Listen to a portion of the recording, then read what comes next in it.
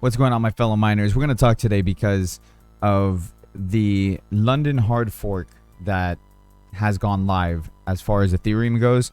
And usually we don't really discuss a whole lot of news here on this channel, but I think we need to for this kind of situation. There's a lot of places or news outlets that are reporting that Ethereum mining is going to be a thing of the past. I don't believe so, and I think a lot of the people who are saying that it's going to be a thing of the past are misunderstanding the way that the London fork has or will be changing things up. So let's go ahead and we're going to read this article. This is from CoinDesk. It breaks down the different EIPs that are within the London fork proposal, and let's go ahead and read this. So Ethereum, at block 12,965,000, Ethereum's latest hard fork upgrade, dubbed London, officially activated on the network. The latest backwards compatible hard fork also marked the rollout of 5 new Ethereum improvement proposals, EIPs. EIP 1559, which we already knew about, was coming. 3554, 3529, 3198, and 3541 are code upgrades that aim to improve the Ethereum network's user experience, value proposition, and more. It's fair to say that the London hard fork have received more media attention than previous upgrades. The growth of crypto markets this year has helped bring Ethereum to the forefront of the news, and investors are interested in the potential effect that the new EIPs could have on the network as a whole. All right, so it breaks down the different EIPs. So we're going to talk about 1559. We're going to talk about all the different ones that they talk about here. The important one to keep in mind is 1559. This is something that we have discussed on the channel before. This is something that a lot of people have discussed in depth, and this right here, 1559, is the reason why Ethereum mining is not going to die. It's just going to change. Okay. So EIP 1559, in the words of CoinDesk's Christine Kim, 1559 replaces Ethereum's auction-style fee market with an algorithm that automatically sets the gas price. According to a report from Kim, there are four significant purposes for the proposal, including counterbalancing Ether's increasing supply, preventing economic abstraction of Ether, reducing fee volatility, and increasing fee market efficiency. So right now, for mining, we are paid in not only Ethereum but the gas fees as well. Depending on how you're mining it and things like that, you know will change how much you're getting paid, what cards you're using, and all of that. Right now, the gas fees have been very high. Not at this moment, but when I say right now, like before EIP 1559, the gas fees have been high. Sometimes they fluctuate drastically. So they want to put kind of a control on that, and so they've been calling it, instead of the gas fees, they've been calling it that EIP 1559 will tip the miners. The miners will get a tip on top of their mining payouts. So that's what they're going to be calling it, and they're going to try to regulate it so it's not fluctuating as much as it was before, because it's been crazy. Sometimes, even currently right now, right today alone, as of recording this video, my mining has fluctuated anywhere between reading at $15 a day to $7 a day. And that has a lot to do with the gas fees. When there's a lot of trading going on, there's a lot of transaction fees, there's a lot of gas fees that are paid out. So the more trading that's being done, the more the miners are getting paid. And that's usually how it's been going. So they want to regulate it and put like an automatic set on the gas fees, which will be the tips.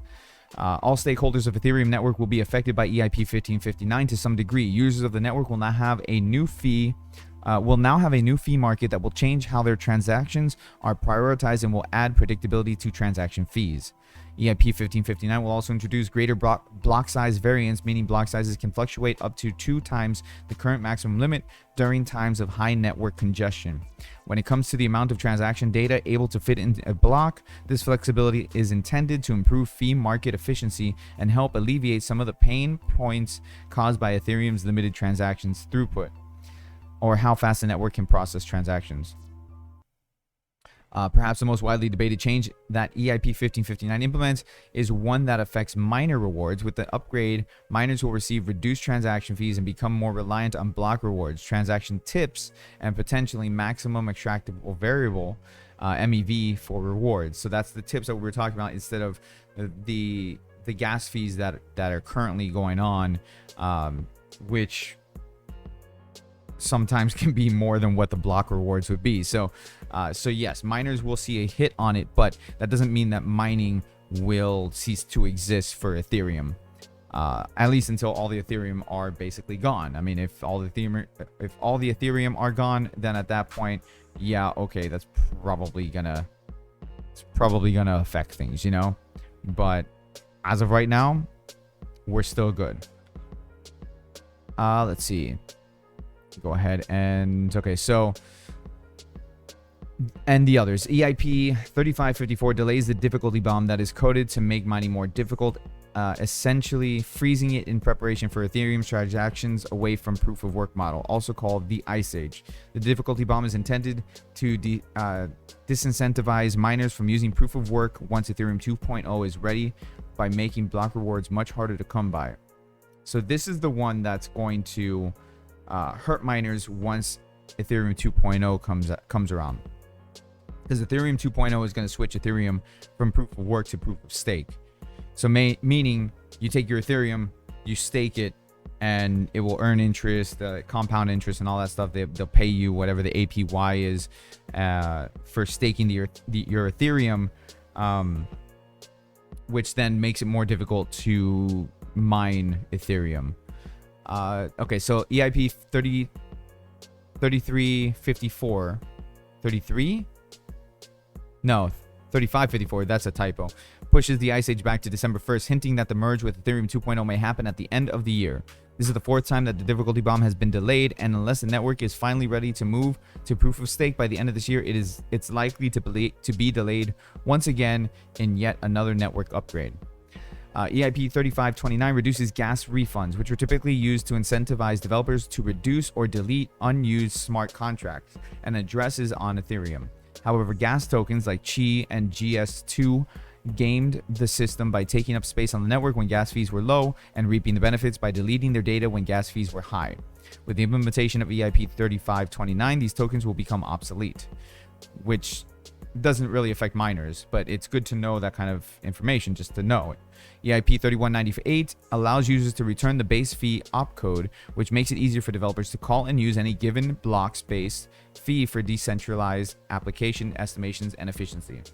EIP 3541 sets up the future upgrades to Ethereum virtual machine by removing the ability to start new contracts with executable format. Although it won't have an immediate effect on the network, it sets up future changes and restricts the EVM from consuming specific data types. Things to keep an eye on. So they go into a lot of detail here. Potential chain split. London hard fork is exciting, but it also comes with risk and ventures into uncharted territory. Backwards incompatible upgrades depend on many distributed computers, also called nodes, connected to the Ethereum network to upgrade their software at the time. If a large share of the nodes run by the exchanges, miners, and other network stakeholders don't upgrade, it may cause a chain split and disrupt block production on Ethereum. While testing the London hard fork on the Ropsten testnet, a miner using the most popular Ethereum software client, Geth, approved a faulty transaction that led to a temporary chain split. Ethereum developers and clients have worked together to ensure that a bug like that is not likely to occur again on the main network. To track the status of the Ethereum blockchain and identify chain splits in real time, stakeholders can use node monitoring websites such as Forkmon. It's a lot to take in. If the chain splits, I'm curious as to what would happen at that point. Would we then see two different types of Ethereum being mined? This is something that I'm not familiar with. If you guys know, go ahead and sound off in the comment section. I'm not entirely sure what would happen at a chain split. It'd be interesting to see as things move forward. MEV and front running here. We're going to skip this just for a moment because they're talking about the transaction fees, which takes away revenue from miners. actually, you know what? Let's go ahead and read this. In order to gain back the revenue lost, miners will have to rely on increased ether prices or extract greater value through MEV, basically block rewards, because we're not talking about the gas fees anymore, because we're not getting those. The transaction fees, gas fees, we're not getting those as miners. MEV has caused users to decentralize exchanges to be front run on trades, have transactions canceled, and face higher transaction fees because of frequent transaction recording. Keep an eye on how the value of total MEV extracted on Ethereum is affected through Flashbot's dashboard. Sorry, hiccup. Fee market performance. Finally, it will be important to watch how effective the new Ethereum fee market is in bringing predictability to transaction fee estimations and how much total ether supply is burnt through base fees. Yeah, I mean, there's a lot to take in. This is a big deal. Again, I mean, the biggest impact is going to be the EIP 1559, which is going to switch over from to a more stable, it's not really stable, is not really the word. Oh man, I can't think of the word I'm looking for. Instead of the volatility that's going on with the transaction fees and the gas fees, it's, yeah, you know, it's going to be more stable. It's going to be a set price.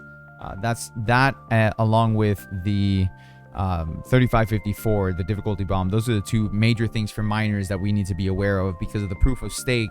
When Ethereum 2.0 happens, we need to see how that's going to affect mining. Now, will mining die? No, because there's going to be so many other coins that you can mine on top of Ethereum that are still profitable to mine. As profitable as Ethereum? No, but there are coins that are slightly less profitable but are still profitable nonetheless to mine. It really just depends on which coin you're mining. You have Raven coin, you have Ergo, you have Conflux, there's so many different coins, so many out there that you can mine with your GPU.